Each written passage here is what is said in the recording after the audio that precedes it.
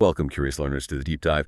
Today, we're embarking on a truly profound journey, one that touches the very essence of what it means to be human, our quest for inner freedom and a deeper state of awareness. We've gathered a fascinating collection of sources for this deep dive, a rich tapestry woven from ancient spiritual texts, profound philosophical insights, and modern psychological perspectives. Our goal is to explore these diverse viewpoints on how we can truly live, perceive the world around us, and connect with something, well, larger than ourselves. And what's truly remarkable about these sources, spanning millennia and diverse traditions, we're talking everything from the ancient wisdom of the Upanishads and the Bhagavad Gita to the transformative teachings of A Course in Miracles and the very practical insights of someone like Thich Nhat Hanh. What's remarkable is how they converge on surprisingly similar truths about our inner world and our fundamental relationship with reality. We're going to be guided by these profound texts as we learn to look beyond our superficial perceptions, to uncover a deeper sense of self and purpose that often lies hidden beneath the surface of our busy lives. Right. Our mission for you today is really to distill these timeless nuggets of wisdom into easily digestible insights, sort of giving you a shortcut to being well-informed on various paths to inner peace. We hope to spark not just knowledge, but perhaps an aha moment or two that can resonate deeply with your own experience. We'll explore everything from the fundamental nature of reality itself to the surprising power of love, and even practical techniques for transforming your daily routines into opportunities for profound spiritual growth. So yeah, let's get started. So when we talk about inner freedom, where do we even begin? It feels like such a vast, almost elusive concept.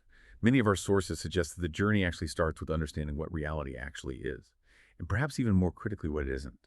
It's about peeling back the layers of perception, much like an onion, right, to get to a core truth. That's a perfect way to put it. Because what's consistently illuminated across these various traditions is how our everyday reality is often presented as a form of dream or illusion. Take the Four Agreements, for instance. It makes a really striking statement. What you are seeing and hearing right now is nothing but a dream. You are dreaming right now in this moment. You are dreaming with the brain awake. And this isn't just, a metaphor for sleep. It's a profound observation about how our minds are constantly actively constructing and filtering our experience, creating the very fabric of what we perceive as real, even when our eyes are wide open and we're fully engaged with the world. Wow. That's a powerful idea. So our mind is essentially dreaming like 24 hours a day, whether our physical brain is awake or asleep. And the key difference, as the Four Agreements explains it, is that when the brain is awake, there's this material frame. It makes us perceive things in a linear, sequential way. Is that right? Exactly. That material frame creates our perception of time and space, of cause and effect. It grounds our waking dream in a consistent logical flow, unlike the more free associative nonlinear nature of a sleep dream. Okay, got it. So it's almost like a constant, ongoing reality show playing in our heads, hosted by what the Fifth Agreement calls the voice of knowledge. This internal narrator that's constantly defining, judging, interpreting everything for us, building this personal narrative that we often mistake for objective truth. Precisely. And the Fifth Agreement takes this idea even further. It describes this incessant internal mental chatter as a mitot. It's a Nahuatl word, and it vividly translates to extreme gossip. Extreme gossip. I like that. Yeah. Imagine, if you will, a continuous, often critical soundtrack in your head. Judging yourself, replaying arguments, worrying about the future, telling you stories about others. That incessant internal chatter, that extreme gossip, that's the mitot. And in this internal mitot, we constantly use words against ourselves and others, often unconsciously. This whole process, fueled by assumptions and, taking things personally, it distorts everything we perceive, creating an entire virtual reality within our minds. And this virtual reality, whether it's a clear reflection of truth or completely distorted, it can become our personal heaven or our personal hell. As the text puts it, when we only perceive lies, our attention becomes trapped in the dream of hell. We no longer perceive the reality of heaven all around us. Wow. So it implies we are often actively creating our own suffering, our own hell, just through this internal dialogue. That's the idea. So this dream isn't just some abstract external concept then. It's profoundly internal, shaping our emotional and mental states directly. The untethered soul speaks right to this, doesn't it? Calling the act of listening to the perpetual problems of your psyche an absurdity. It does. It suggests, quite boldly really, that we actually can put an end to this cycle, this internal noise and self-created suffering. Imagine waking up in the morning, truly looking forward to the day, not worrying about what might happen. living your daily life with the lightheartedness and freedom you might feel like a vacation. The ultimate goal, then, is to actually live life instead of fearing or fighting it, which means, fundamentally, disengaging from this constant, often negative mental narrative. But this really raises an important question then, doesn't it? What is this self that experiences this dream or this mitote? The self that's supposed to live life without fear? Waking up. A guide to spirituality without religion challenges our most foundational assumptions about this. It argues that the very sense of a persistent, unified self that we identify with the I, that we feel we are, is actually an illusion. An illusion, okay. Yeah. Sam Harris suggests this illusion is built upon processes that are, by their very nature as processes, transitory and multifarious. Fleeting, changing all the time. He goes as far as to state, there is no region of the brain that can be the seat of a soul, implying that our intuitive sense of a fixed, unchanging I is more of a complex construction of the brain, rather than some inherent, singular, unchanging entity.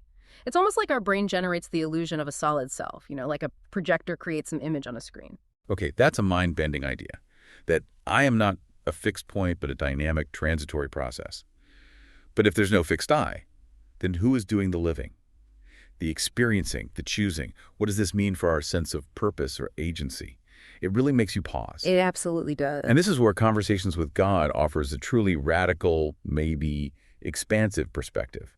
It seems to pivot from no fixed self to something like limitless self-creation. It asserts, and I'm quoting here, whomever you choose to be, whatever aspect of divinity you wish to be, that's who you are.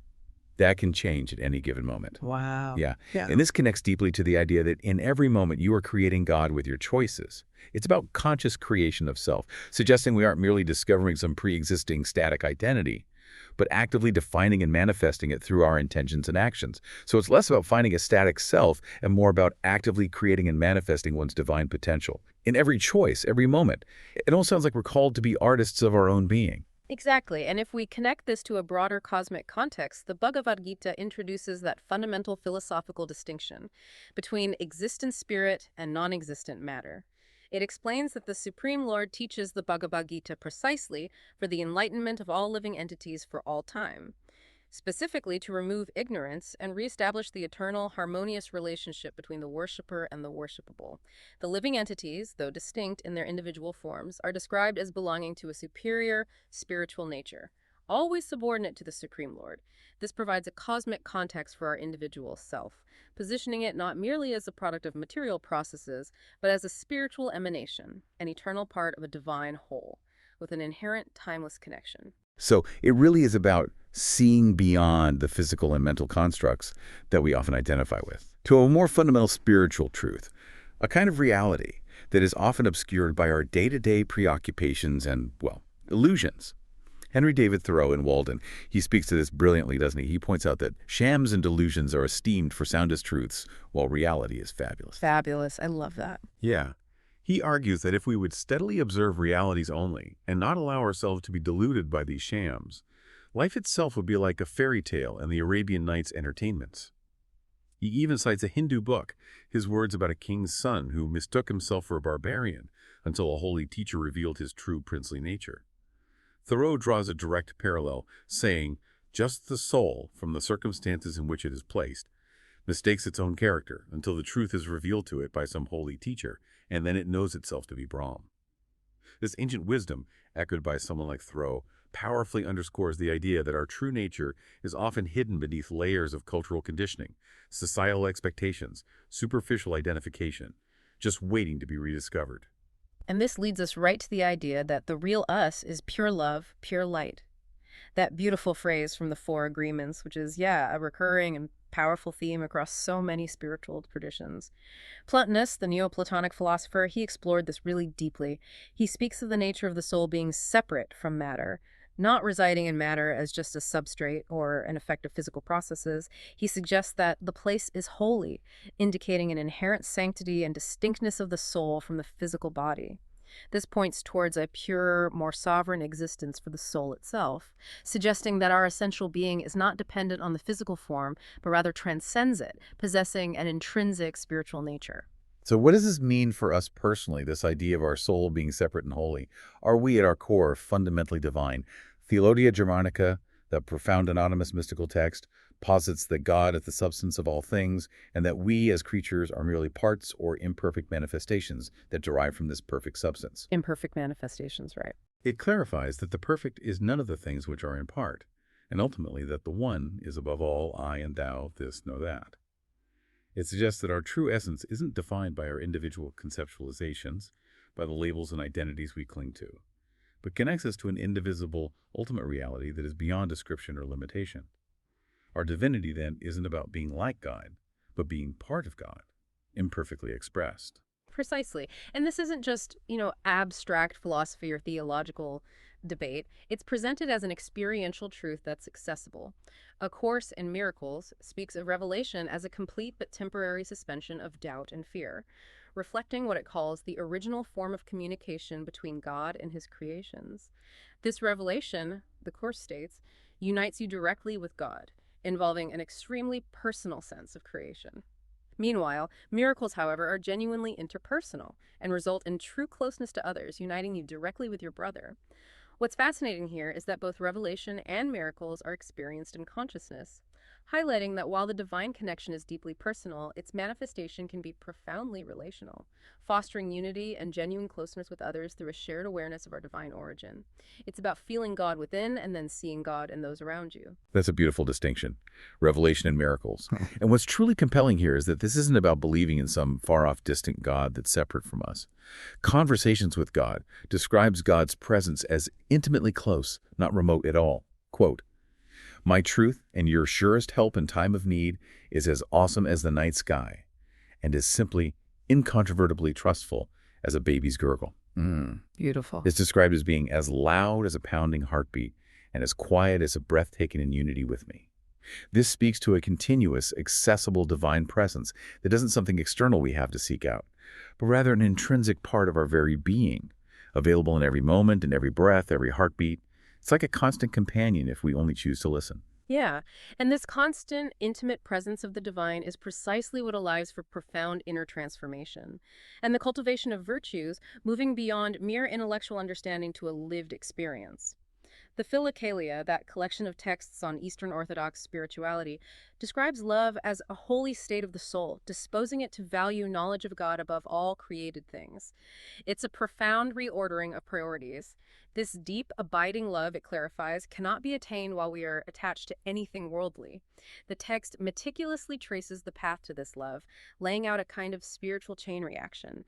It engenders from dispassion, which engenders from hope in God, which itself comes from patience and forbearance, which in turn are the product of complete self-control, ultimately springing from fear of God, which is the result of faith. It's a comprehensive step-by-step process, really, beginning with faith and culminating in this transcendent, all-encompassing love that reorders every aspect of our being. Okay, so understanding the profound nature of reality and our true divine self is one thing, a powerful philosophical and spiritual foundation. But the big question, the one that truly impacts our day-to-day existence, is how do we live that understanding in our daily lives amidst all the noise, the endless distractions, the constant challenges that vie for our attention? How do we translate these deep truths into practical inner freedom? That's the crux of it, isn't it? How to make it real. Our sources consistently highlight that a significant portion of our suffering stems not from external circumstances, but from our internal resistance and attachment. The Power of Now makes a very direct, almost blunt statement here. You cannot be both unhappy and fully present in the now. Wow. Straight to the point. Exactly. It explains that what we often refer to as our life should often be more accurately called our life situation, which is essentially psychological time, past and future, rooted in resisting what happened in the past, and now you are resisting what is. This means, quite simply, that our unhappiness is fundamentally a refusal to accept the present moment as it is, dwelling instead in the mental constructs of what was or what might be. That distinction between life and life situation is profound. It really points to how much of our suffering is rooted in psychological time. But this also makes me wonder about something that seems inherently positive, like hope. You mentioned the power of now suggests even hope can be a trap. Can you unpack that a bit? It seems counterintuitive. Absolutely. It's a fascinating point, and it does seem counterintuitive at first glance. While hope often feels like it's keeping us afloat, especially in difficult times, the Power of Now warns that by constantly orienting us toward a better future, it can inadvertently perpetuate our denial of the present moment and therefore our current unhappiness. It's not saying, abandon all planning or goals, but to be mindful of how hope can become another form of psychological time, preventing us from engaging fully with what is. It's a subtle distinction, but a critical one for cultivating presence. Okay, that makes more sense. It's about where our focus lies. And digging deeper into these internal obstacles, the untethered soul describes what it calls a core pain. This isn't just fleeting discomfort, but a deep-seated sensitivity that makes us react disproportionately to everyday interactions. Simple comments or events can trigger waves of pain, insecurity, or general disturbance. We've all felt that. Yeah. The text explains that if we close around something painful, meaning we clench, resist, or try to suppress it, we will remain psychologically sensitive to that subject, afraid it will happen again. The profound teaching here, and this is presented as the core of spiritual work, is to relax instead of closing, which allows the blocked energy inside of us to release naturally. It's a radical invitation, really, to allow difficult emotions to pass through us without resistance, letting go of the internal struggle against what already is. Building on that, fear isn't just a fleeting emotion either. It's often a deep-seated mental equipment that, when it becomes unnecessary, is weakening and deterrent. The Varieties of Religious Experience quotes a mind cure who coined the term fear thought to distinguish the unprofitable element of forethought from mere worry. Fear thought. Interesting term. Yeah. While primal fear warns us of immediate physical danger, like a car approaching or a sudden threat, fear thought is the mental projection of fear onto future events or dwelling on past regrets. It's a mental habit that often generates worry without serving a protective function. It just drains our energy and mental peace. This shows a really nuanced understanding of how fear operates in our minds, no longer as a useful warning system, but as an unproductive and debilitating mental habit once it has outlived its evolutionary purpose. And this discussion flows naturally into the concept of attachment, doesn't it? Which our sources consistently identify as a major source of suffering. The Dhammapada, a foundational Buddhist text, defines a true Brahman, that's a term referring to an enlightened, spiritually perfected person, as one in whom are not found longings for this world and for the beyond without longing. Without longing, released, powerful. Yeah. Furthermore, it describes someone in whom are not found attachments, who is without doubts due to understanding, who has attained the plunge into the deathless. And here, the deathless refers to a state of ultimate liberation, transcending the cycle of birth and death, often synonymous with nirvana or true spiritual immortality. This outlines a state of profound liberation from the endless cycle of desire and suffering, indicating that true freedom requires letting go of even the desire for spiritual outcomes, not just worldly ones. And that concept of letting go, even of spiritual longing, takes on an even more, shall we say, challenging form in Dark Night of the Soul by St. John of the Cross. He describes a process of spiritual purification where aridities and lack of sensible sweetness in spiritual things, meaning periods where one feels dry, uninspired, without any perceived spiritual rewards, actually serve to free the soul from impurities. This difficult but necessary phase, often experienced as profound discomfort or desolation, curbs concupiscence and desire, ultimately leading to spiritual tranquility and peace. It's a very counterintuitive path where discomfort and the apparent absence of God serve a higher purpose, suggesting that the very lack of perceived spiritual rewards can itself be a form of profound progress, forcing us to rely on pure faith rather than, spiritual gratification. That's a powerful teaching and, often misunderstood. This raises an important question, though. What happens when we try to deny or suppress emotional pain rather than going through it? Is that even possible, or does it just fester? The Power of Now gives a pretty stark warning about exactly that. It states that if we deny emotional pain, trying to avoid it or push it away, everything you do or think, as well as your relationships, become contaminated with it. End quote. This unacknowledged pain, the text explains, is broadcast, so to speak, as the energy we emanate, and others will pick it up subliminally. It can even lead others to attack or hurt you in some way, or you may hurt them in an unconscious projection of your pain. It's a powerful reminder that our unaddressed inner turmoil doesn't just stay hidden. It impacts our entire world, our relationships, our overall energetic presence, often without our conscious awareness. Wow, okay, so it's clear the only way is through the pain, not away from it, not around it. The Power of Now offers very practical direct advice here. Face it, feel it fully, feel it, don't think about it. The instruction is to give all your attention to the feeling, not to the person, event, or situation that seems to have caused it. That's crucial, isn't it? Because it helps us disidentify from the narrative around the pain. And most importantly, it advises not to Let the mind use the pain to create a victim identity for yourself out of it, because identifying with pain only perpetuates it, trapping us further in a cycle of suffering and self-pity. It's about being present with the sensation, not the story. Exactly. Be with the sensation, not the story. And this brings us directly to that core teaching across diverse traditions, the cultivation of present moment awareness. The Power of Now offers a practical guide advising, if you keep your attention in the body as much as possible, you will be anchored in the now. This involves internally feeling your whole body from within as a single field of energy, almost as if you're listening or reading with your entire being, grounding your consciousness in physical sensation to prevent the mind from pulling you into the past or future. It's a way of consciously occupying your physical vessel. That's a wonderful physical anchor. And this isn't just about intense formal meditation sessions, which can feel intimidating for many people, right? The Philokalia emphasizes that even when carrying out needful tasks, one should not let your intellect be idle, but keep it meditating inwardly and praying. This speaks to integrating deep awareness into every moment and activity of your day. And this reminds me so much of Thich Nhat Hanh, the beloved Vietnamese Zen master we mentioned earlier. In his classic book, The Miracle of Mindfulness, he offers such a gentle yet profound path, showing us how even mundane tasks can become opportunities for peace and joy. He famously teaches that washing the dishes is at the same time a means and an end. That is, we don't wash the dishes in order to have clean dishes. We wash the dishes in order to wash the dishes. I love that quote. It's so simple yet so deep. Isn't it? He describes how if we're washing dishes just to get them out of the way so we can have tea, then the time taken to wash dishes is unpleasant. It's a chore. But if we wash the dishes for the sake of washing the dishes, being fully present with the warm water, the soap, the feel of the plates, then every moment is a miracle. It transforms chores like washing dishes or walking into conscious acts of mindfulness, making them spiritual practices in themselves. That's such a beautiful and accessible example of integrated awareness. It really brings it home. And Tara Brach, in Radical Acceptance, provides a concrete framework for this integration, especially when facing challenging internal states. She suggests that when any particular sensations, especially strong ones like fear or anxiety, become prominent and call for your attention, allow those sensations to become the primary subject of mindfulness. You don't push them away. You approach them with a soft, open awareness.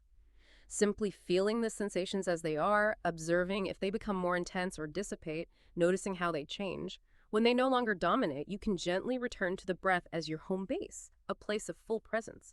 This offers a really practical way to navigate challenging internal states without being overwhelmed, using them as doorways to deeper presence. This sounds like a profoundly powerful tool to transform the everyday, to infuse ordinary moments with meaning. The Untethered Soul suggests that by integrating this kind of awareness, you can live your life without getting uptight and worrying about it. The ultimate goal isn't just temporary peace, but to actually live life instead of fearing or fighting it. It even reframes something as universally feared as death, not as an end, but as a friend and liberator, constantly giving meaning to your life by making you pay attention to the moment. This perspective shifts death from a terrifying unknown to a catalyst for deeper engagement with the present, urging us to seize each breath. And this practice of sustained, non-resistant awareness, whether it's washing dishes, like Thich Nhat Hanh suggests, or facing fear with Tara Brach's approach, is often described as a path to surrender. However, the Power of Now clarifies something important here. True surrender does not mean to passively put up with whatever situation you find yourself in and to do nothing about it. Away. Instead, it's defined as the simple but profound wisdom of yielding to rather than opposing the flow of life. It's about accepting the present moment unconditionally and without reservation, relinquishing inner resistance to what is. It's an active, conscious choice to align with reality, not a passive resignation or giving up. It's actually an empowering form of acceptance. That's a really important distinction because, yeah, true surrender is often mistaken for resignation or weakness. But if we can truly embrace this state of presence and surrender, what does it actually look like in a human being? In Hermann Hesse's Siddhartha, there's that truly vivid and almost breathtaking description of Gautama the Buddha walking to collect alms. He's recognized by Siddhartha and Govinda solely by the perfection of his calm, by the quietness of his appearance in which there was no searching, no desire, no imitation, no effort to be seen, only light and peace. Just light and peace. Yeah. Siddhartha perceives that every joint of every finger of Gautama's hand spoke of, breathed of, exhaled the fragrant of, glistened of truth. This portrays presence as a complete embodied state of being. where one's inner stillness radiates outwards, transforming every aspect of one's physical form into an expression of profound truth and peace.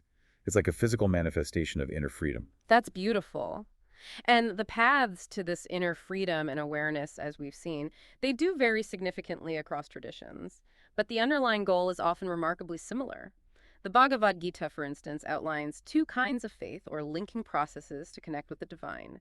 There's Jnana Yoga, which is the path of knowledge for empiric philosophers, emphasizing intellectual discrimination and wisdom. And then there's Karma Yoga, the path of devotion or selfless action for yogis or devotees, where one acts without attachment to the fruits of their labor. Both are presented as valid means for understanding the self and the supreme, indicating that different temperaments and approaches can indeed lead to the same spiritual goal. So, given this wonderful diversity, what does this all mean for us in terms of practical approaches to our own spiritual journeys? Whether one leans towards intellectual understanding or devotional service, the outcome can be perfect peace.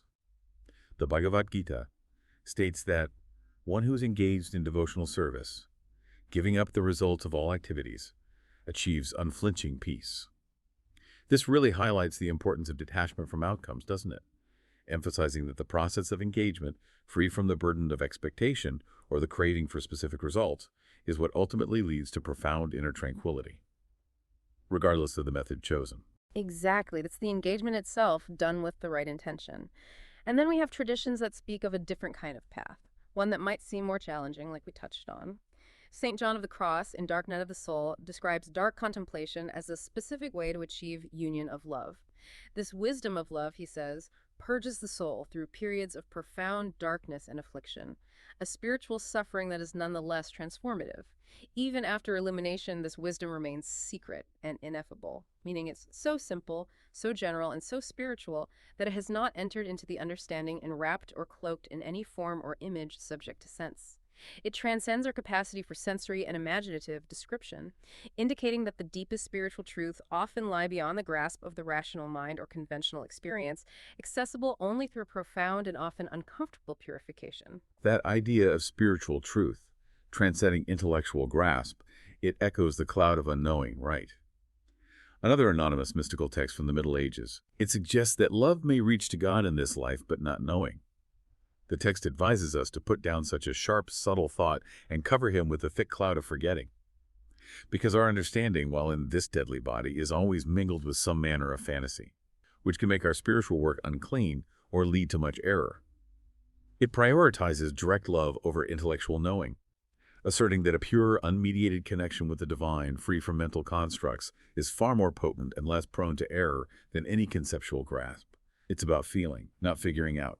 Feeling, not figuring out. I like that. A Course in Miracles offers yet another perspective on this path, one that reframes our understanding of intervention and change. It defines the miracle not as some supernatural event that defies logic, but rather as a device for perception correction, effective quite apart from either the degree or the direction of the error. It functions by comparing what you have made with creation, accepting what is in accord with it as true, and rejecting what is out of accord as false. So it's not about God changing external reality for us, but a recalibration of our internal perception, a fundamental shift in how we see reality. That brings us into alignment with divine truth and our inherent spiritual nature. It's a re-seeing. A re-seeing. That's a great way to put it.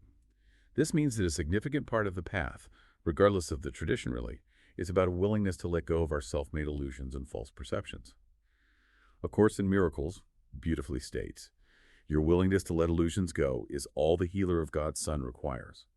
He will place the miracle of healing where the seeds of sickness were, and there will be no loss, but only gain. It powerfully emphasizes the profound impact of conscious choice in healing and transformation, indicating that our openness and willingness to release false beliefs and egoic constructs is the only prerequisite for profound change and spiritual gain. And shifting perspective again, from a more Eastern tradition, Autobiography of a Yogi shares that compelling, often cited anecdote, where Paramahansa Yogananda describes healing his sister Nalini from blood dysentery through various yoga techniques of healing and fervent prayers. This account emphasizes the profound efficacy of spiritual methods and unwavering faith, even in the face of grave physical illness. It showcases a different kind of miracle, one that demonstrates the power of focused consciousness and spiritual intent in influencing physical reality, a testament to the interconnectedness of mind, body, and spirit. And it's not always about these grand, dramatic changes or intense asceticism, isolating oneself from the world. Anthony DeMello in Awareness, The Perils and Opportunities of Reality, talks about achieving a state of utter aloneness, which he clarifies means died to the need for persons rather than being physically alone, not by withdrawal from society, but by a ceaseless awareness, by the infinite patience and compassion that you would have for a drug addict. Infinite patience and compassion. Wow. Yeah. He suggests developing a taste for the good things of life, such as the love of work, which you enjoy doing for love of itself, and the love of laughter and intimacy with people to whom you do not cling. This provides a really practical, gentle path to inner freedom within the context of everyday life, emphasizing presence and non-attachment rather than strict self-denial. So, as we cultivate awareness and begin to shed these layers of illusion and attachment, what becomes strikingly clearer, it seems, is our inherent connection to something larger than ourselves. It's a profound sense of purpose that transcends our individual desires and egoic pursuits. Absolutely. And Eric Fromm, in The Art of Loving, offers a critical distinction that clarifies so much about our relationships. He argues that love is not simply the initial experience of falling in love, which he notes is often fleeting and can be an indicator of the degree of their preceding loneliness. Interesting point. Instead, true love is described as a permanent state of being in love, or as we might better say, of standing in love. Standing in love. I like that better than falling. Me too. This standing in love, he explains, is rooted in the active principles of care, respect, responsibility, and knowledge. This fundamentally emphasizes love as a conscious, ongoing practice, a skill to be developed, rather than just a mere spontaneous emotion or infatuation. It's a continuous act of will and intention. That's such an important clarification because, falling in love is often glamorized, while the work of standing in love is often overlooked. And Fromm takes this even further, doesn't he? Connecting love outward to others with our relationship to ourselves, he states, if an individual is able to love productively, he loves himself too. If he can love only others, he cannot love at all. This directly challenges the common misconception that selfishness is identical to self-love. He asserts that a selfish person is basically unable to love because they are only interested in themselves and cannot genuinely care for others. True self-love, then, is not egoism, but a prerequisite for truly loving anyone else. A recognition of one's own inherent worth and divinity that allows for genuine care for others. Exactly. And this concept of integrated love, extending from self to others, naturally leads us to our interconnectedness with all beings. A Course in Miracles instructs us to understand your brother as his father's mind shows him to you. It explains that your brother's sinlessness but pictures yours. His gentleness becomes your strength. This powerful act of perceiving the inherent holiness and innocence in another, rather than their faults or perceived sins, leads to a vision shared that looks on Christ instead of seeing death. It fosters true closeness through a recognition of shared divinity, implying that to truly see others is to see them as divine, and in doing so, we recognize and affirm our own divine nature. It's a reciprocal act of spiritual vision. That's a profound and, frankly, transformative way to approach relationships. And what then becomes truly compelling is the radical nature of this love when applied to those we find difficult, even enemies. Dietrich Bonhoeffer, in The Cost of Discipleship, speaks of the extraordinary nature of Christian love, which means unreserved love for our enemies, for the unloving and the unloved, love for our religious, political, and personal adversaries. Unreserved love, that's a high bar. It really is. This isn't an abstract sentiment. It's a concrete, demanding love embodied in the example of Jesus Christ and was fulfilled in the cross of Christ. End quote. It is presented as the differential of the Christian religion, the power to transcend the world. This kind of love demands a radical self-renunciation that goes against all our natural inclinations, challenging us to expand our capacity for compassion far beyond our comfort zones. It certainly does, and this raises an important and very practical question. How does this profound, often challenging love translate into tangible, ethical guidelines for our daily interactions, especially when faced with conflict or uncertainty? Conversations with God provides what it calls broad-based guidelines, like no action which causes hurt to another leads to rapid evolution, and crucially, no action involving another may be taken without the other's agreement and permission. The overarching principle, and a very good one to remember, is, when in doubt, always err on the side of compassion. The ultimate test for our actions, it suggests, is whether they make our fellow humans enlarged or reduced, bigger or smaller, urging us to consider the impact of our choices on the growth, dignity, and spiritual evolution of others. That brings us back to the core of intention, doesn't it? Enlarged or reduced. Theologia Germanica further illuminates the nature of true love by stating that where true love and true light are in a man, the perfect good is known and loved for itself and as itself. It clarifies that all will apart from God's will, that is, all self-will, is sin, and so is all that is done from self-will. This aligns perfectly with the idea of detachment from egoic desires and in alignment with universal goodness. It suggests that genuine love is inherently selfless, oriented towards the highest good for all, not just for oneself, acting as an expression of divine will rather than personal agenda. And many profound texts speak of life itself as this journey of evolution or self-realization. This forms the ultimate purpose of our existence. Conversations with God articulates this purpose so eloquently. Your soul yearns for the highest experience of itself it can imagine. It came here for that purpose, to realize itself, that is, make itself real, in its experience.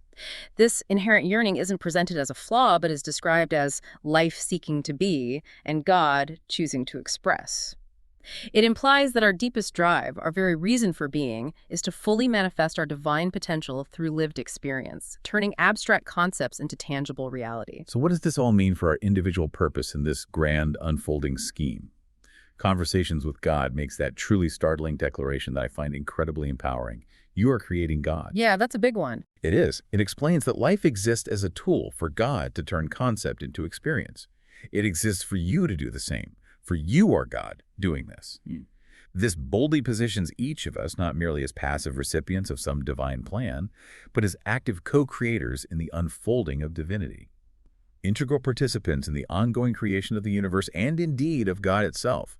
Every choice, every action, every moment is an act of creation. But this process of evolution, this co-creation, it isn't always comfortable or linear, is it? Often it's forged in the crucible of adversity. Viktor Frankl, in Man's Search for Meaning, drawing from his harrowing experience in Auschwitz, offers that powerful, enduring insight. The power beyond your control can take away everything you possess except one thing, your freedom to choose how you respond to the situation. He emphasizes that our unique opportunity, even in suffering, lies in the way we bear the burden. This profound statement reminds us that even in the most extreme, dehumanizing circumstances, our inner freedom to choose our attitude, our perspective, our response remains inviolable. It is the ultimate testament to the resilience of the human spirit. That's an incredible lesson in inner strength and agency, truly. And building on that, Pema Chodron in When Things Fall Apart suggests that much of our human suffering is inevitable as long as we believe that things last, that they don't disintegrate. When things inevitably fall apart and we're on the verge of we know not what, those moments of groundlessness are, paradoxically, the true test. The challenge, she says, is to stay on that brink and not concretize, not rush to solidify things again. These moments of discomfort and uncertainty where our usual anchors are gone are presented not as tragedies, but as profound opportunities to wake ourselves up, or conversely, to put ourselves to sleep. They are invitations for profound spiritual growth, forcing us to engage with raw, unvarnished reality. And this awakening, this conscious engagement with life's challenges, rather than resisting them, can be a truly transformative force. The seat of the soul introduces the concept of karma not as punishment, but as an impersonal, universal teacher of responsibility. When we embrace the understanding that our experiences, even the difficult ones, are karmic necessities arising from past actions or choices, we become less likely to take them personally, to react with anger, righteous outrage, judgment, etc. This profound shift in perspective, reframing challenges as opportunities for growth rather than personal affronts, then enables us to create fewer painful experiences and more joyful experiences for ourselves and others. It's a move from victimhood to conscious responsibility. Even something as universally feared as death serves a profound purpose in this evolutionary journey, according to some sources. The untethered soul presents that truly radical view, calling death your friend. Death is your liberator. Your friend. Wow. Yeah. It argues that death gives meaning to your life by relentlessly making you pay attention to the moment. The text provocatively states, you're the one who throws your life away. You waste every second of it. Death actually helps you get your life back by making you pay attention to the moment. This perspective transforms our greatest fear into a powerful tool for living a more present, more conscious, and ultimately more meaningful life, reminding us of the preciousness and impermanence of each moment. And for those seeking specific guidance on the culmination of this life's journey, the Bhagavad Gita offers remarkably detailed insights, particularly concerning the moment of death. It suggests that one's consciousness at that crucial juncture, shaped by their life's practice and spiritual focus, can determine their spiritual destination. For instance, vibrating the sacred syllable out and thinking of the Supreme Personality of Godhead at the moment of death can lead one to spiritual planets. It explicitly states that chanting the Harkyu mantra is recommended for this age, emphasizing that devotees of Kita enter the kite planet, Goloka Vrindavana, a personal spiritual abode, while impersonalists who focus on the formless aspect of the divine remain in the Brahmajyotir, a sort of all-pervading spiritual light. This highlights distinct spiritual destinations based on one's practice and focus throughout life, presenting a clear map, in a sense, for those seeking a specific post-mortal experience and demonstrating the power of conscious intent. So after journeying through such rich and varied wisdom today, what does this all mean? We've taken a really deep dive through ancient spiritual texts and modern insights, exploring everything from the illusory nature of our perceived reality to the profound, transformative power of presence and unconditional love. We've seen how diverse traditions, from Thich Nhat Hanh's gentle mindfulness to the rigorous path of St. John of the Cross, all offer unique, yet often converging pathways to inner freedom. By challenging our fundamental assumptions, embracing our inner work with courage and compassion, and ultimately connecting with a deeper divine purpose that permeates all existence. Yeah, we've discovered that regardless of the specific spiritual language used, whether it's through the lens of A Course in Miracles, the teachings of the Bhagavad Gita, the practical guidance of the Power of Now, or the raw existential experiences described by Viktor Frankl, the core message often resonates with a singular clarity. Cultivate deep, non-resistant awareness, release attachment and fear, and recognize your true self as inextricably linked to a larger, loving existence. It's about consciously engaging with life in every moment, transforming every experience, even the most mundane, into an opportunity for profound growth, connection, and the manifestation of your highest self. So as you go about your day, maybe consider this simple yet profound thought, drawn from the fifth agreement. If your greatest masterpiece of art is truly the virtual reality you create within your own mind, that internal method that defines your experience, what kind of masterpiece are you truly creating right now? And what might happen if you started painting it in every moment with nothing but pure love and light, transforming every task, every interaction into an act of conscious creation? That perhaps is the real miracle of mindfulness,